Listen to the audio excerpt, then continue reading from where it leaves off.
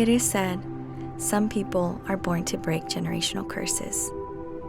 My generation holds that power. We are good at keeping together after defeat. We make hard decisions, holding hope as a discipline. We see in the horizon, beyond our current moment, to what could be. And we innovate in the service of collective health, collective wealth, and collective dignity. My story is not unique. It might be your story, the story of someone you love, or a story you might see glimmers of yourself in. My path has been about weaving the sky and the earth, ancestral medicine, and building where you are, with what you have, and with who keeps showing up. That place has been the rural San Joaquin Valley. No one is coming to save us. There isn't one person or movement, because what we've needed has been in our hands this whole time.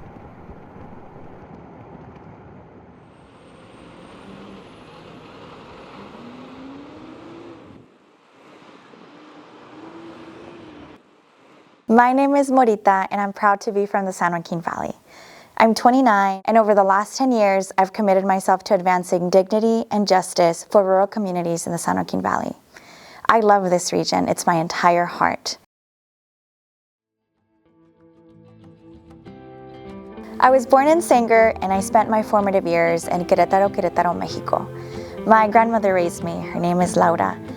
And we spent our time in between her pueblo, El Fuenteño, and Menchaca, a really small, blighted colonia in Mexico, until she passed away from leukemia when I was about 8 years old.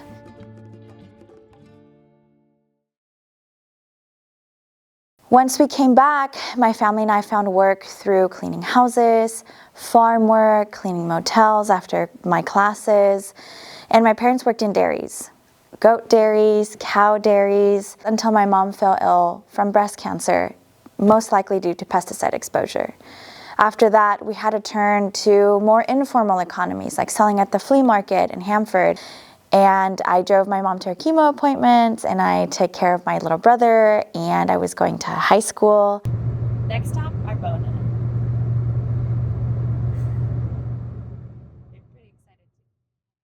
I grew up in an unincorporated community in Kings County. It really shaped how I view the world and how I experience the world, and what dignity and justice should look like and feel like. Unincorporated communities range in form, but essentially they're areas that are governed by the county they are in. So think about it this way. There's no mayor, there's no city council. If there's an issue in your community, you need to show up to the county board of supervisors. Growing up in an unincorporated community is really an embodied experience. You feel it. There's no governance that's local to you. Some unincorporated areas have community service districts, and that's where they receive municipal services. I grew up in Armona, and during the time that me and my family were in Armona had the state's most contaminated water. I remember receiving the letters and translating them for my family as the only English speaker. I have a really vivid memory of my very first day at Armona Elementary School in second grade. It was a Friday, so it was spelling test day. I didn't know any English, and the other students had to help me understand what was going on.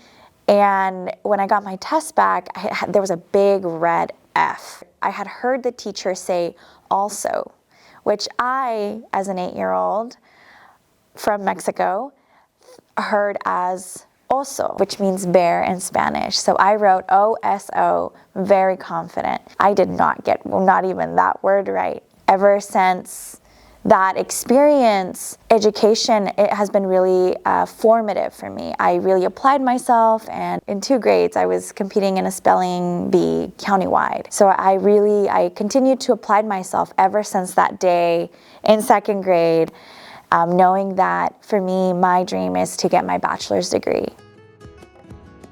I have gotten to know this region through direct service, working alongside communities seeking a just livelihood and finding that for myself. Some of that work started as a student at UC Merced, doing statewide organizing across the University of California system for mental health support, diversifying the UC, and food and housing security. I also helped in the advocacy and win of a multicultural center and critical race and ethnic studies major at UC Merced. After being pushed out of the university due to my organizing efforts, I stayed in Merced. I worked with young people and coalitions to win mortgage support for families affected by the COVID-19 pandemic in Merced County. We also won youth jobs for young people in Merced City. At the same time, I co-founded Ocho Semillas, formerly known as the Central Valley Mutual Aid Network, to support undocumented and mixed-status families through and beyond the pandemic by providing relief aid and direct mutual aid support through food and other basic needs. In Tulare County, I worked at a food bank to start a home garden network in rural Tulare County, prioritizing system-impacted, disabled, and mixed-status families. I also started a solidarity nursery to give away culturally appropriate fruits, vegetables, and pollinators. I started a tool lending library and built 2 free little seed libraries in Ivanhoe and Pixley libraries.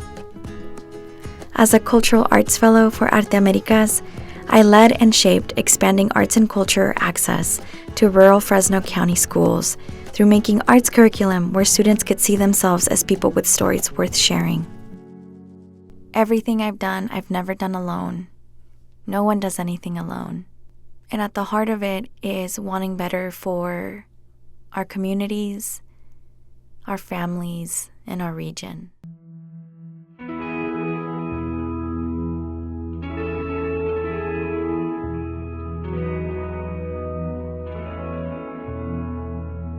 I am really excited to be graduating from Fresno State this May.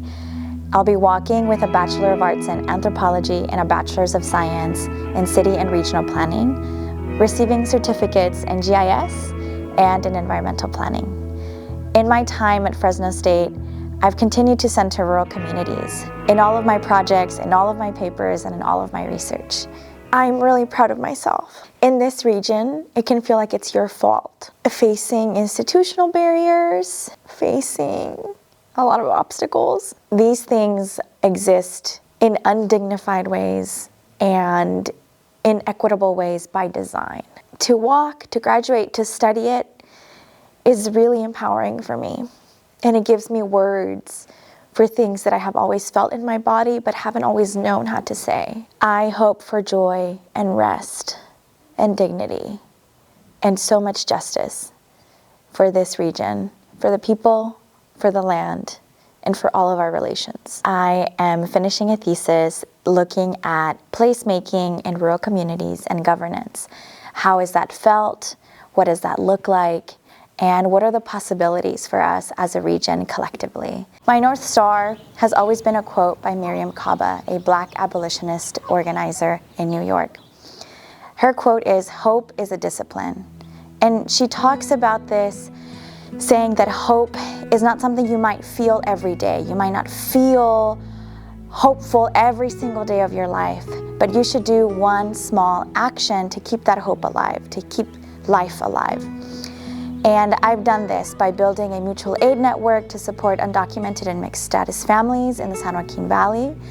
I've done this through agroecology and food sovereignty work, building home gardens in rural communities in Tulare County, through arts and culture, and through community work and civic engagement all over the Central Valley. To be from an unincorporated community means that at a very young age, very early on, you realize no one is coming to save you. But that also means that no one is coming to stop you.